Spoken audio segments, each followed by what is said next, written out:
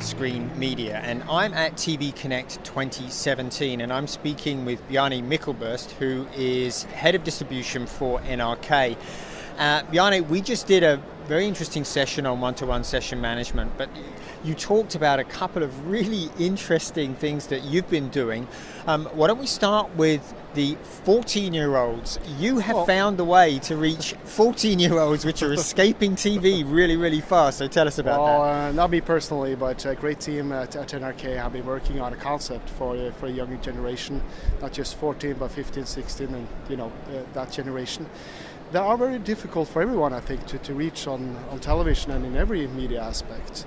But they actually managed to get their attention, really, by making a drama series about their life, basically. About how it is to grow up, those years. What's happening with yourself and your family and your friends. And actually taking them very seriously on that topic. And I think some of there's a lot of reason for the success here, but one of them is not just the content itself, but also the way we distribute it. Because that generation uses their mobile phone, right, as their main device for everything. And so it's more or less tailored for the mobile phone. There are short episodes coming every day, and they're also enabled with different social media like Snapchat and Instagram.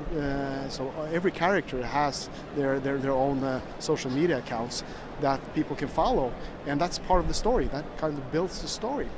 And it's been a huge success. And it's not a success on traditional linear TV. We didn't think it would be either, because of this generation doesn't use that type of media that much. And we saw it also on the numbers. We reached, like, the first episode in season 2 was about 700-800 unique viewers for the first episode. 700,000. Sorry, yes. Of course. And that's a large number in Norway with 5.5 million people. So it really was a big hit. Every season has been a big hit. And all of the viewing basically was OTT. I think out of that, it was maybe 2 or 3% which saw the airing on traditional television. So basically you take the segments and you put them together, and then you do that in a broadcast on the broadcast television. Yeah. And I think it's almost the older people or the parents of this generation watched it on the traditional television to see what are they really doing and what's really going on in their lives, because it was also very popular for the older generation also, because they got a peek into the youngsters' life. But basically everything was consumed OTT-wise, and the mobile phone, of course, very popular as a device there.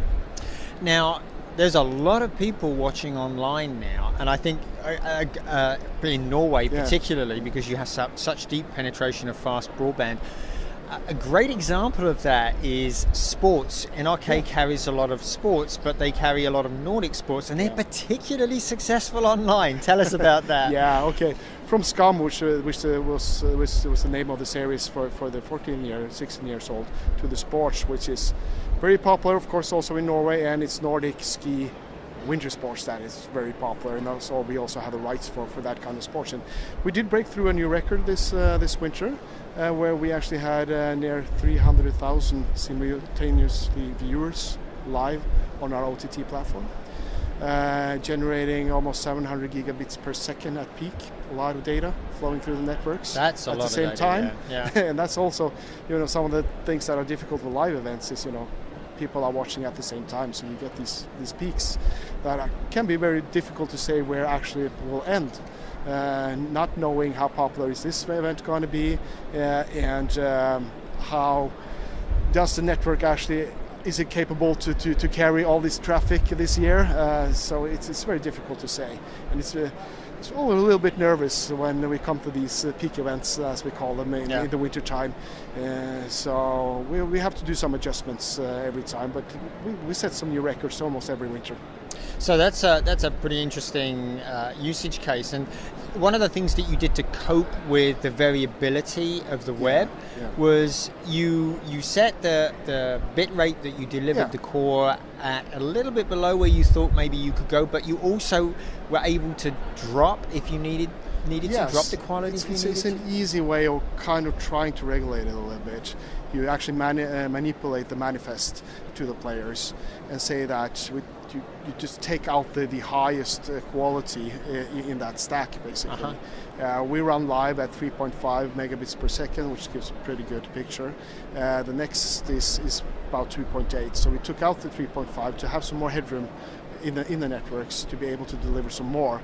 Again, not knowing where the roof was or how much we could deliver. So we did that. We don't want to do that, but it's better that, more get the availability to see the event than it crashes, basically, because you don't have more headroom. Yeah. So that works pretty good. But again, we have to find some more I think advanced mechanisms to cope with that kind of issues in the time coming. Maybe looking more into more advanced CDN switching, and we could also do it, while the event was going, and actually just pull out the highest quality from the manifest for those coming in.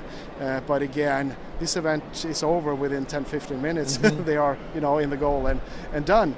So it's not much time to react when it's going in. At least not with the mechanism we have today, but hopefully we'll see some technology that can help us a little bit more in the future, coping with that kind of issues. That's amazing. I mean, with the Nordic sports and with SCAM, you are seeing television-sized audiences online now. Absolutely. Finally, we are really successful online as a public broadcaster also, and we have to, because there are other parties going on here with Netflix and Amazon is also entering the Nordic market now, and HBO and other players, which we basically are competing against. So we also have to be just as good online that they are, and also be able to, share our content the way that people want to consume it. Right. And I think the last thing I wanted to mention, you brought up Netflix. Yeah. You've had a very successful joint production with Netflix called Lilyhammer, right? Yeah, for some time ago. Yes, that's correct. So talk about how did that come about? How did Netflix get involved, and how did that actually work? Well, it's hard to go into all the details there, various reasons, but of course, it is interesting to do that project. I think we learned a lot.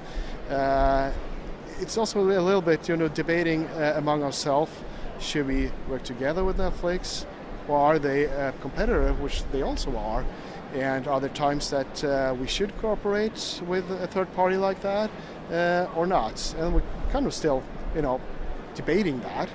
And I think the answer will be that, in some cases it might be good to do something together with a party like that. In other cases, I think we'll be competitors and you want to do other things also. You'll reserve that. Yeah. But that production, it was like jointly funded by both companies, both NRK and between Netflix. And I think you had broadcast rights, of course, in Norway. That's right. Yeah. But it was presented inside of Netflix as a Netflix original. Did you? Was there any difference inside of Norway with the Norwegian Netflix and how it was presented? Again, it's hard to go into the details there, but we made an agreement, and the important thing for NRK was to be able to air it exclusively in Norway, and also have the ability to have it online, OTT also for a time. So that's basically it, and I think it was a good cooperation. Yeah, good series also. It was a good series. I did enjoy it. But you really, it's good to hear you talk about this issue. I know this is a very hot issue. Local broadcasters are being very concerned now with global providers like Amazon and Netflix coming into their markets. But boy, you give two great examples why it looks like NRK at least has a very healthy future. I mean, the Nordic sports and SCAM, clearly you're very in touch with your audience. Yeah. I think, we have to be, and we have to be relevant for every age group as a public broadcaster. BBC also doing great work in that space, and we just have to keep going and, be best at our local content, which, we are best on. We have to really just work on that. We have to deliver the best Norwegian and Nordic country in our content in our market, and also have the delivery mechanisms just as good as the other parties OTT wise. So our player have to be just as good as That's the right. other Your players. audience won't cut you any No, slack. they will won't. they? So we just have to work on that, and that's basically part of our strategy for the future. Very good. Well, it sounds like that future is pretty strong. Bjarne, Hopefully. a pleasure talking with you as always. Thank you, Colin. Thank you. This has been Colin Dixon with nScreen Media.